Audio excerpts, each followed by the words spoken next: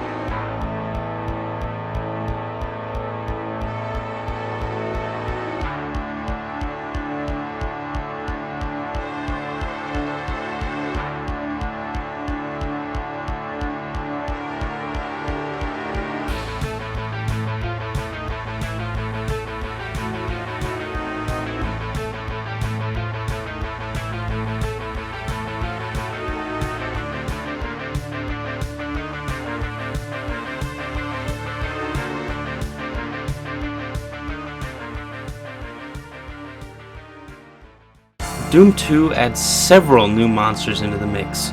Most of these monsters return in later Doom games because of how iconic these monsters have become. This aspect of Doom 2 might be the highlight of the whole experience. All of the new monsters are iconic in their own way. Yes, even the Hell Knight. Anyone can knock the design of the Hell Knight for being boring, lazy, or not creative, but the Hell Knight is one of my favorites to encounter on the field of battle. Apart from the Baron, of course, who is just the best enemy ever. I know everyone else thinks the same as me, because everyone's favorite Doom 2 mod is Hell Revealed. Pretty sure everyone knows I just lied because everyone's favorite Doom mods are mostly mods that I can't mention on YouTube without being obliterated. Not for the reason you'd think. Anyways, I can't be talking about that right now, because the monsters of Doom 2 are more important. The first monster you will meet in the main campaign is the Chain Gunner. I love them, but also really hate them at the same time. Like the Zombie Man and the Shotgunner, the Chain Gunner has a hit scan attack. Unlike those other monsters, once it starts attacking, it will continue to attack you unfazed until you duck behind cover, it dies, or you die. Now in this playthrough of Doom 2, I did not die that much at all, but in TNT and Plutonia, these guys become a real problem, since hit scan attacks don't have damage fallout, so essentially they're just sniping you from really far away, sometimes even before you can see them. See Decino's outtake videos for more fun with hit scanners.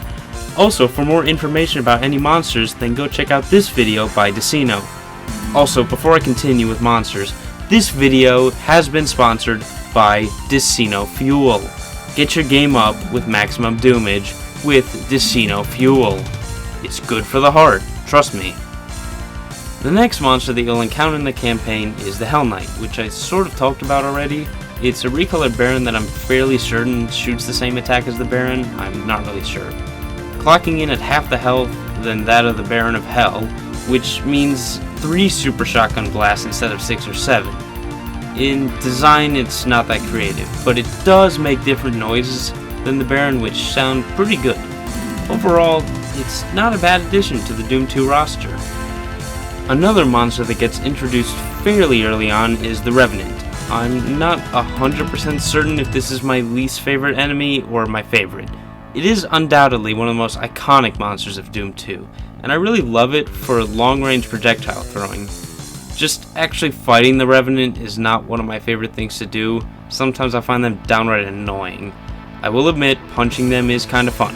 Probably I will lean towards the favorite side since they do have a special charm even with their slow-moving homing projectiles. The next two monsters are both introduced in the same level, so I'll talk about them at the same time. The Mancubus is the first one that you'll meet in Dead Simple, and this fatso can easily turn your car into Swiss cheese. It fires projectiles in bursts of 3, 2 at a time, 1 from each arm cannon. These projectiles are really easy to dodge, mostly. I can dodge the first 2 bursts relatively easily, the last burst will sometimes get me though. The Arachnotron might be the most annoying enemy in Doom 2. It's probably because I've played so many custom mods with these fuckers sniping long-range plasma that there's a stupid amount of damage. I really love the concept of them, I'm just salty that apart from the boss monsters and archviles, they kill me quite a lot. The Arachnotron sort of looks like a smaller spider demon, and while Civi might be right, plasma can be dodged, it's just that the amount of plasma they spew is absolutely ludicrous. 3 super shotgun blasts can help, though I personally think giving them rockets or a taste of their own medicine is much more effective. Alright, we're almost done with Doom 2 monsters. Introduced in one of the most infamous levels of Doom 2, Tricks and Traps, is the Pain Elemental.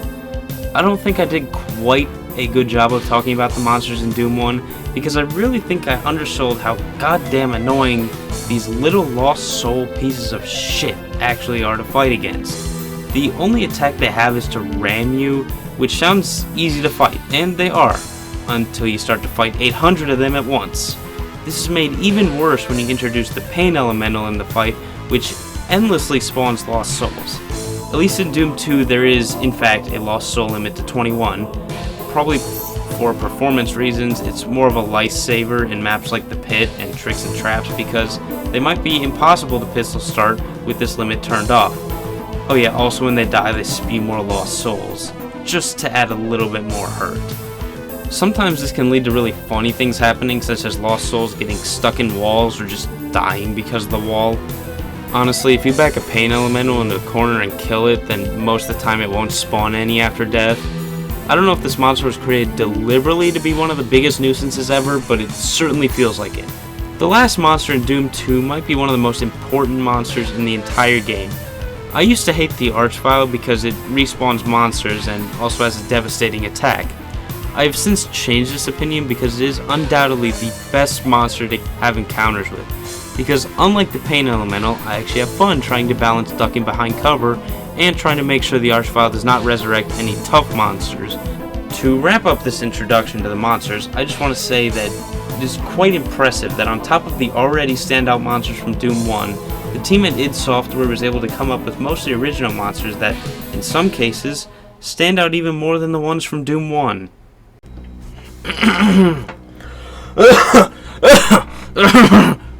Okay. You know what I realized? In the Doom 1 video, I didn't really do a good job at emphasizing how important the weapons in Doom actually are. I don't really want to go into much detail on the Doom 1 weapons since I might remake that holding crap video eventually. However, in order to properly introduce the Super Shotgun to you, I just want to put into perspective how good the other weapons are first. Hopefully that will make you understand just how much the Super Shotgun stands out among the other weapons. Starting out the cast of weapons is the good old Fist.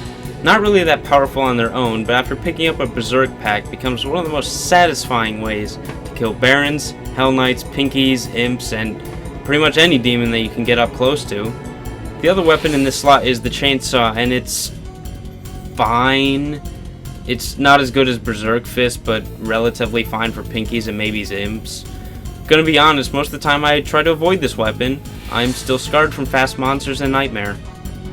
They will never be out of my dreams. The next weapon is the pistol, which is not that good except in some custom wads. It's too slow and inaccurate, and the chain gun outright replaces it later on. The shotgun might be one of the best ranged FPS shotguns ever. Like, this thing can snipe things from extremely far away. It's not very good up close except when dealing with lower tier monsters. The newer monsters are best dealt with the super shotgun, and unless you're trying to pick out demons from very far away, you won't really use this weapon a lot. Unless you're pistol starting, then you might see it a lot more since they don't really put as many super shotguns in the levels as you might think. Next up is the chain gun. An all-around great weapon. It's good for crowd control, especially being a dumbass like me rushing into situations that I probably shouldn't survive but do because this thing can stun lock almost any monster. The rocket launcher is pretty good as well. Has a nice explosion, does both impact and splash damage, except on boss monsters. Great for the heavier monsters like Mancubi, Barons, Archviles, you know what I mean. Great for keeping large groups of these monsters under control. I'm talking about in custom mods since large groups of these monsters are hard to deal with and Doom 2 is not hard and does not have large groups of monsters. The plasma gun fires really fast and is a good choice for groups of lower tier monsters that die really easily from plasma shots. They don't do much damage and honestly it's only really effective when you have lots of plasma. The real kicker from Doom 1 has without a shadow of a doubt got to be the BFG 9000. The BFG is absolutely the standout weapon since it does the most amount of damage, mainly due to how the tracers from the weapon works. The weapon initially fires a ball that does a decent amount of damage, but the weapon fires 40 invisible tracers that do a lot of damage. If you can line up the tracers properly, you can take out a cyber demon in 2 shots. So with all these awesome weapons, Doom 2 must have added a lot of new crazy weapons, right? Well, no. However, the one weapon that they did add, the super shotgun, might be even more useful than the BFG in Doom 2. It is much more common to find, even though some evil level designer named Sandy Peterson has a vendetta against the super shotgun and doesn't put it in a majority of the levels. Thanks, Sandy. For most combat encounters in the base Doom 2 and also the expansions in terms of power, the super shotgun is only matched by the rocket launcher. Mainly because both are not too difficult to find in the levels, so even though the BFG might be more powerful, it is rarer to find, so the super shotgun and rocket launcher are just more useful throughout the campaigns. That's enough about the weapons. It's time to talk about the real meat and potatoes of Doom 2, the levels. And oh boy, do I have a lot to say about these. The levels are most certainly the most important aspect of Doom 2, and it is also the part where opinions between different people are different. Some people like levels that others hate, and I need to make something very clear here. If I don't like your favorite level, then please tell me why you like that level in the comments, but please don't be that person. You know who I'm talking about. My opinions on these levels are probably different from yours. Anyways, without any further delay, here are the levels of Doom 2. Entryway is the easiest beginning to any Doom game since there are only imps and zombie men. Probably the hardest part of this map is not getting annoyed of playing it. The only weird quirk to this map is the rocket launcher secret where you have to jump on top of this light to open it up. I say jump, but I really mean run off this ledge to the platform. It's not even useful in this map, and since I'm pistol starting all the maps, I lose my weapons in the next map. I'll give it 8 pine cones out of 10. A solid start. Underhalls is one of the most chill levels in all of Doom 2. The hardest part about this level will be attempting to do a pacifist. Considering it took many years for a run to even exist, it's safe to say this would be an insanely difficult challenge. Anyways, pistol starting most of these early Doom 2 levels will give you 0 problems. You finally get the best weapon in any Doom game, the super shotgun. I already talked about this weapon, but here it is in action. I think Civvy summed it up perfectly, what it feels like to fire this thing. No problems here. You know, I think that most of the early levels in Doom 2 are really solid. Maps 2 through 7 were designed by American McGee, although Sandy Peterson did most of the work on Map 7. I'll talk about it later. This means that most of the early Doom 2 maps are short and simple, because that's what American McGee does best. This level introduces the Chain Gunner.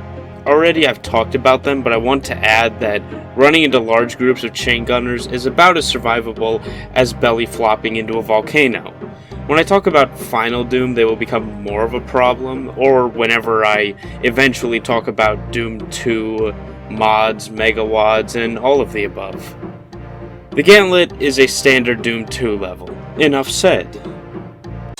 The focus must be pistol started for the full effect at the beginning. Being pinned down by hit scanners is not the same if you're doing full playthrough because you have most of your starting weapons already. Besides the beginning, this level is not very difficult. American McGee is a weird level designer since stepping on this tiny box lowers the bigger box, but the switch just turns off the lights in the previous room. I don't really understand this. Actually, this is a really short map, so there's not much to understand anyway. Speaking of American McGee, I want to take a moment to acknowledge American McGee's troubled past. At the age of 16, this man's mom left him home alone and packed up everything in their house, and only left him a Commodore 64, his bed, clothes, and his books. I feel very bad because he actually is really talented. Most of his Doom levels are very solid, especially Hell Beneath from Thy Flesh Consumed. Top tier map in my opinion. The Waste Tunnels is an interesting level since it feels like such a drag to play through. Probably is the music, but I'm not really a fan of this one. The song Doom, yes, the song is actually called Doom, just goes on for way too long, and most of the level drags just about as much as the song. It most certainly is a well-designed and overall good level, I just don't like it. More tougher enemies start showing up, and the new enemy is also introduced, the Hell Knight. I already talked about how it's not creative in the slightest, so let's just move out of this dark-ass level. Right off the bat, this level lays down the hammer. You are initially surrounded by shotgunners, and this opening room also introduces the Revenant. The Revenant is the skeleton I talked about that has the rocket launcher that fires missiles at you. These missiles come in two variants, normal and homing. Both are quite easy to dodge unless you're caught off guard or don't have much room to maneuver, such as this starting room. The Revenants aren't used quite as much as in Doom 2 as in TNT and Plutonia. Crushing the Spider Demon is satisfying, although most of the level is boring. The secret with the explosive barrels is fun, since everything dies instantly. It's a fine enough level, it gets the job done. This is dead simple, one of the most remembered Doom 2 levels. So much so that most Doom 2 Megawads have a dead simple replacement in the map 7 slot. Some examples are Mephisto's Mausoleum, we'll get to this level later, and the Mancubian Candidate. This introduces two new enemies to the Doom 2 lineup, the Mancubus and the Arachnotron. The Mancubus has two flamethrowers that fire in volleys of 3, and the Arachnotron fires devastating plasma bolts. Initially, the Arachnotrons were supposed to be mini spider demons, but then were changed to having plasma instead of a chain gun. This map has a map-specific tag that lets specific events happen. So, let's say when you kill the Mancubus, the walls lower, revealing the Arachnotrons, and then when you kill all the Arachnotrons, the platform raises.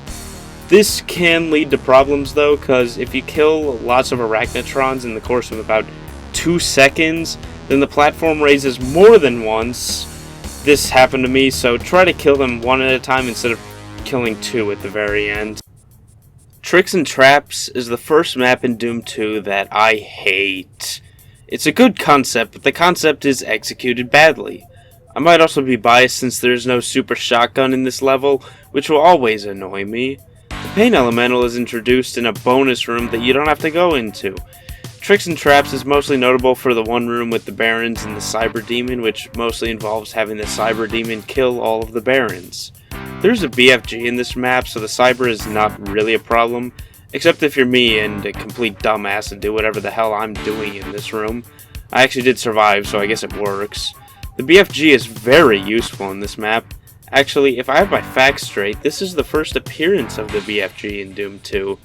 So, Tricks and Traps is not a very good map, but since it is not downright bad, and at least has an interesting idea, so I'm not going to downright hate on the map.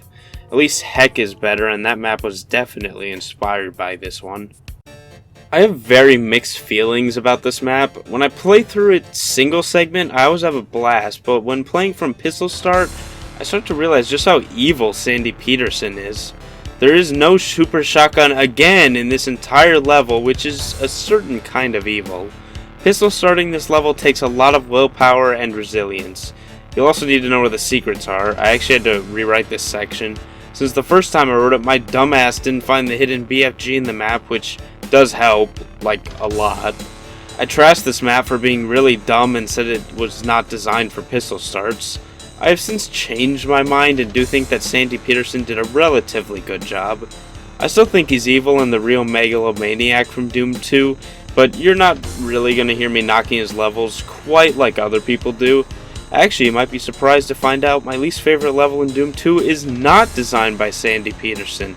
We'll get there. The pit is not one of the best levels, but it's not as bad as my original script made it out to be.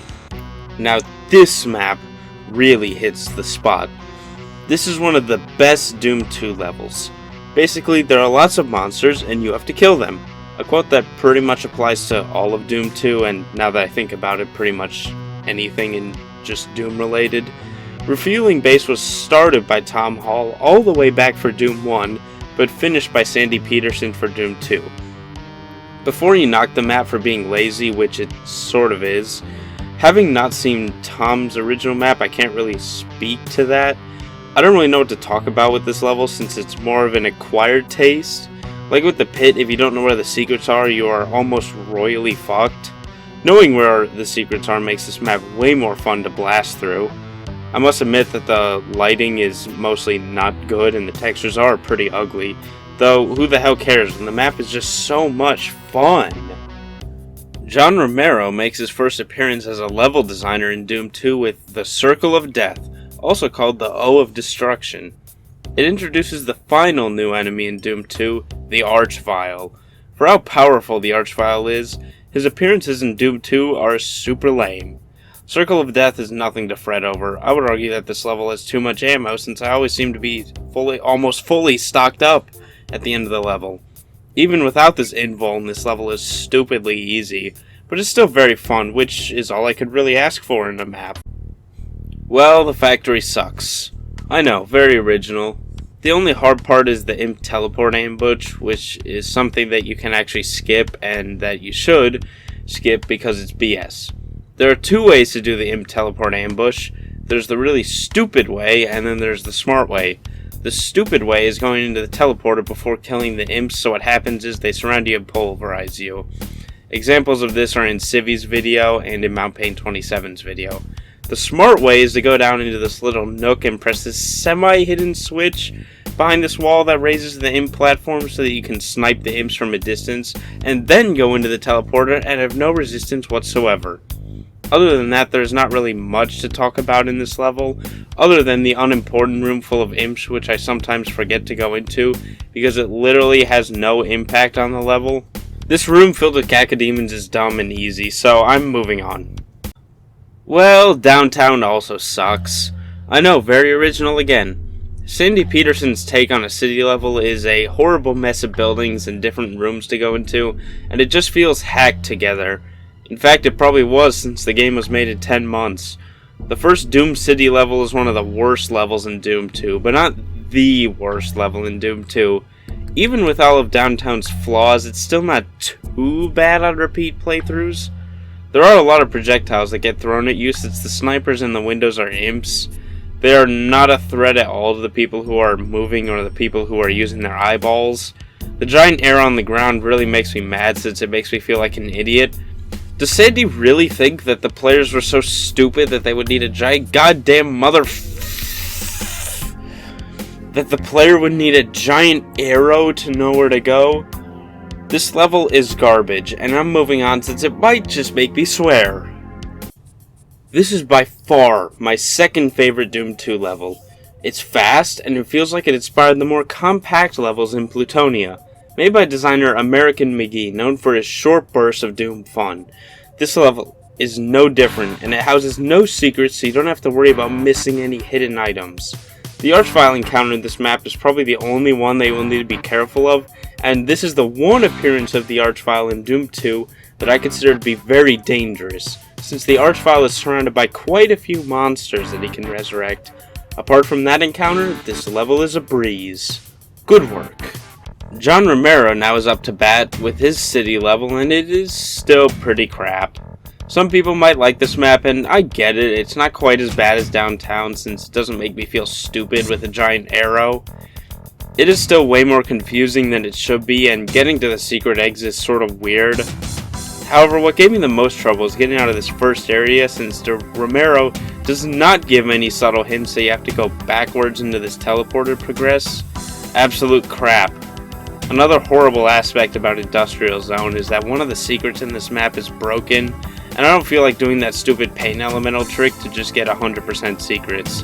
Sometimes it's just not worth it. Also, there are way too many secrets in this map for how small it really is. Come to think of it, I probably like downtown more just since it feels more like a city rather than whatever confusing mess Industrial Zone is. I'm glad that crap is over now. It's on to the secret levels of Doom 2. The secret levels of Doom 2. Starting off with Wolfenstein, this level is just E1M1 of Wolfenstein 3D. The only change being this demonic secret that is pretty awesome. Lots of cool items in there, so make sure you find it. It's in the room with all the pinky demons, which replace the dogs from Wolfenstein 3D. The interesting thing about this level is that it keeps getting censored with every new official release of Doom 2, although the censoring hit an all-time high in the BFG edition. Yes, I need to mention the BFG edition yet again. In this version, all the Nazi imagery is removed from the walls, making the walls look bare as hell. All the Nazis are replaced with zombie men who, according to the philosopher Gmod lives, about as smart as people who do reactions to movie trailers. When I first played Doom 2, I thought the Nazis in the level were a reskin of the zombie men. However, they actually are a unique enemy, acting more like a slower version of the chain gunner. They're not that dangerous unless you are really stupid, which I can definitely be. Apparently punching out the Nazis in the last room is bad or something.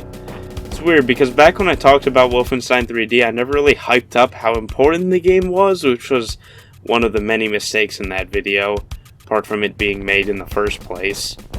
Doom 2 is more important than Wolfenstein 3D in a few ways, the main thing being that id Software single-handedly perfected FPS shotguns. Anyway, this level as a whole is an interesting one, the first few playthroughs, but after that I only really play it because I feel a sense of requirement to play it. Same with this level, there's not really a reason to find it anymore other than the fact that it gives me a bunch of ammo for my weapons, which doesn't matter because I'm pistol starting all of the levels. The Cyber Demon is not a threat because invulnerability exists and all of the Nazis in this level make a pitiful attempt at killing me. This level is another level ripped straight from Wolf 3D, this time being the first boss level, which is floor 9 of episode 1. In that level you fought Hans Gross, which is why this level is aptly titled Gross. If you're wondering why I need to talk about this, I don't. The more interesting part of the level is the 4 dead Commander Keens at the end of the level. You need to shoot them in order to exit for some reason. They're another enemy type that technically counts as a new enemy, even though Keen is never found in Doom 2 again. This level is only really as hard as you make it. I recommend running for the invulnerabilities so that you can avoid most of the monsters, especially the 2 archviles at the beginning of this map. After the beginning there's a moderately big battle with lots of cacodemons and mancubi. Nothing really noteworthy other than this building with walls that open with fake walls and there's cacodemons on the inside, and it's dumb, even though you get a BFG out of it. The ending with all the imps is pretty lame compared to the other big battle in the level, although that's not saying much considering the most Doom 2 exits either have one enemy or none at all. This is just getting too boring. I need to play something fun. You know what's a good map that I really want to play? Map 25 of Alien Vendetta. I'm going to play that and then come back to this video.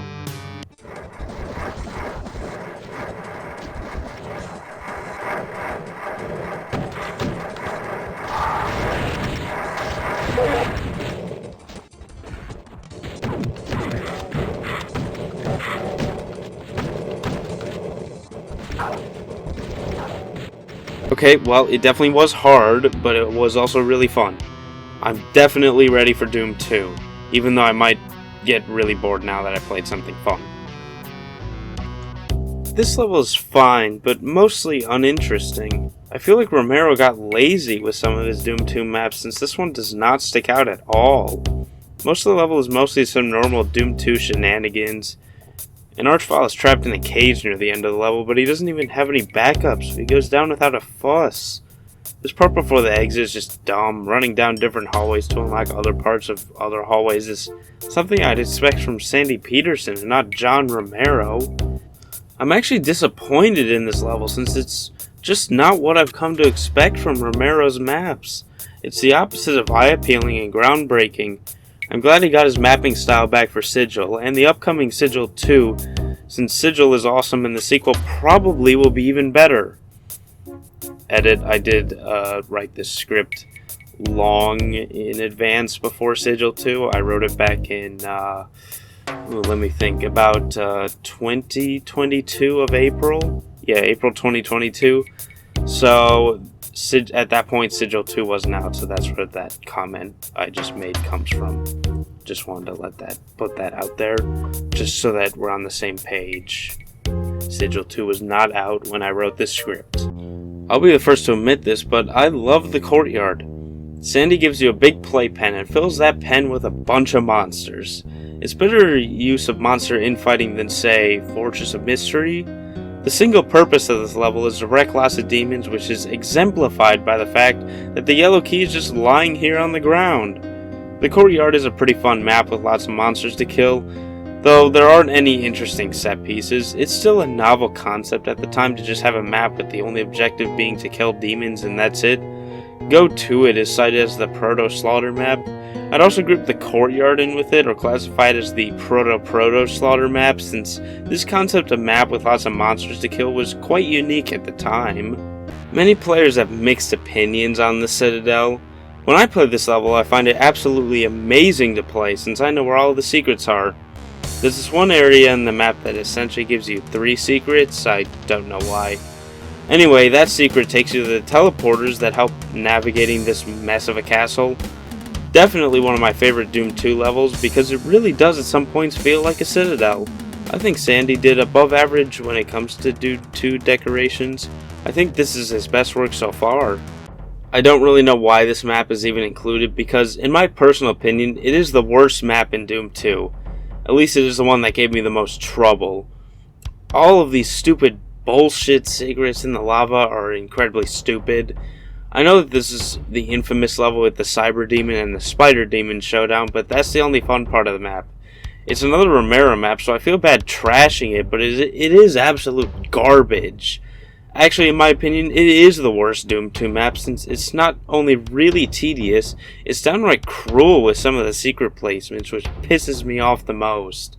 I can't exactly put into words why I hate this map as much as I do. I just don't get any enjoyment out of it anymore.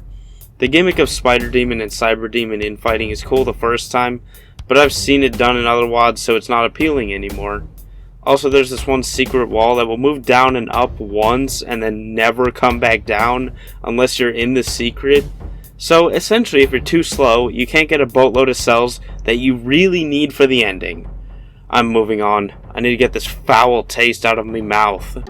This level is awful, but not because it's hard, just because of its terrible map design and how it is one of the ugliest maps in Doom 2.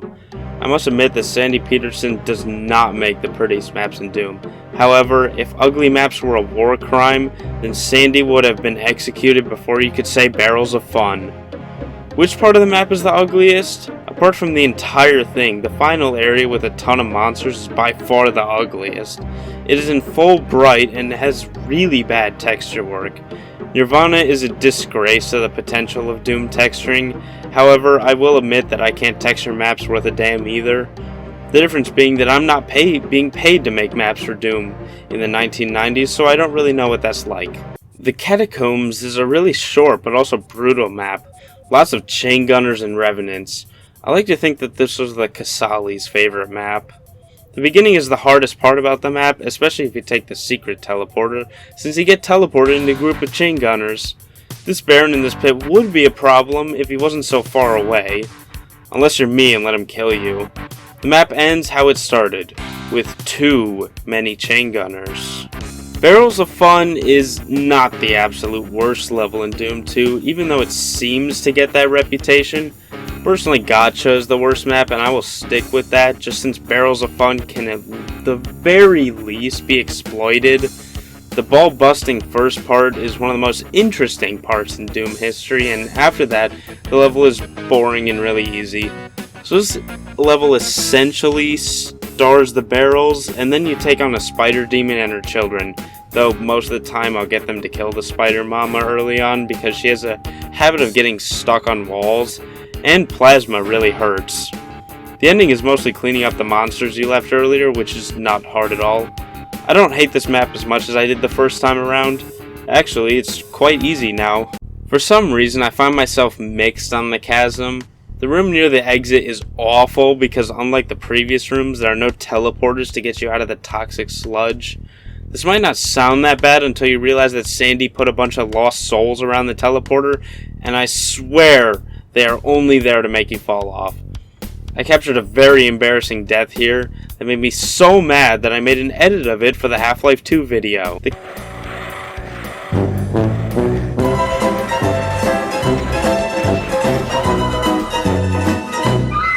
Chasm is a pretty good level, other than that slight blemish at the end. Okay, well, Blood Falls sucks. That's it. No, seriously, that's all I wrote about Blood Falls, since the map is so short and boring that there's nothing to talk about. Fine, there is one interesting thing to mention, which is this BFG secret. Do you see it? That's right, there isn't a BFG. For some reason, there is a BFG in this secret on lower skills, but not on hard skills. The secret is still there, just not the BFG. Contrasting heavily with Blood Falls, the Abandoned Mines is neither short nor boring. There are lots of secret areas with monsters in this map, so try to find all of them. Trust me, it's worth it. The mines are filled with mostly cacodemons. The end of Doom 2 mostly has levels that don't offer much to talk about, apart from the last 4, that I'll get into right now. Monster Condo is an interesting level in the fact that it offers up a few challenge rooms filled with monsters. It tries to take the shape of a condo, but doesn't really look anything like a condo. There's this dumb secret in the level that only stays open for 30 seconds before locking off forever. I'll talk about this mechanic again in No Rest for the Living, so all I'll say about this here is that locking off a secret based on time is dumb. The Time Warp room is damn fun since you get to do the same room but twice. So is the final room with all the pain elementals. They aren't a problem thanks to big weapons like the BFG and other weapons like the BFG. Funny thing about this ending, Archvile, is that he can open the red door, which offers up a lot of speedrunning possibilities. Well, the music for the Spirit World is good, and the design looks like what the inside of a volcano would look like. The monster placement is pretty bad, and most enemy encounters are not really fun. This level gives you 5 vulnerabilities, which is just way too many for a level that's hardest part is not dying of boredom. Fake walls of monsters behind them is not a fun monster encounter, and it never will be. 2 Archviles might have been an interesting back for Doom 2, but after coming off of Alien Vendetta and especially Hell Revealed, I don't find them much of a problem. The reason that I wrapped up the last level really fast is because I really wanted to talk about the Living End. If any level deserved to be the last map in Doom 2, it's the Living End. The players should survive a gauntlet with tons of monsters and scale a mountain. This mountain scaling design was adopted into many other levels, like Antichrist from Plutonia or The Final Frontier from Plutonia. The gauntlet is made easier if you find the plasma gun, which is found by doing this.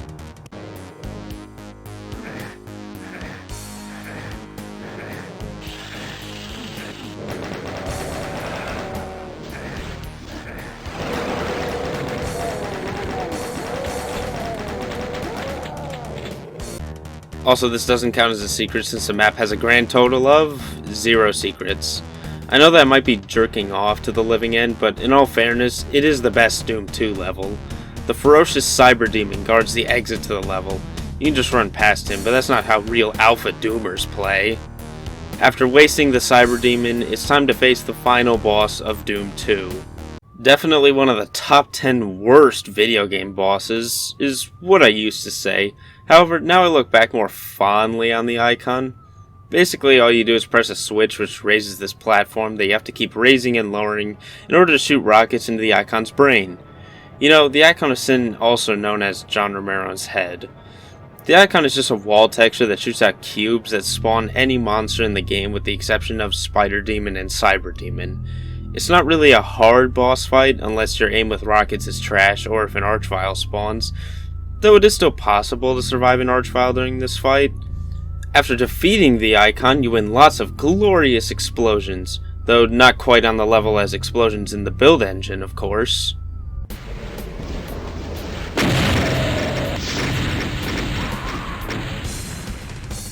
And thus, Doom 2 is over. Personally, I find it really hard to talk about Doom 2 because on the one hand, it introduces Super Shotgun and new monsters that have become Doom staples. However, I also get the feeling that the game could have used a month or two more in development just to refine a couple maps. I will say that I had an absolute hell of a time playing Doom 2 instead of feeling like I'm in hell. This is also worth an honorable mention, but the Doom 2 modding community is one of the best out there, so I would absolutely recommend checking out any new projects or just any mega WADs in general, WADs, any maps you want to play. Doom 2 really has it all. Now, as I mentioned hell earlier, next time we'll be talking about the master levels for Doom 2. And oh boy, do I have lots to say about those.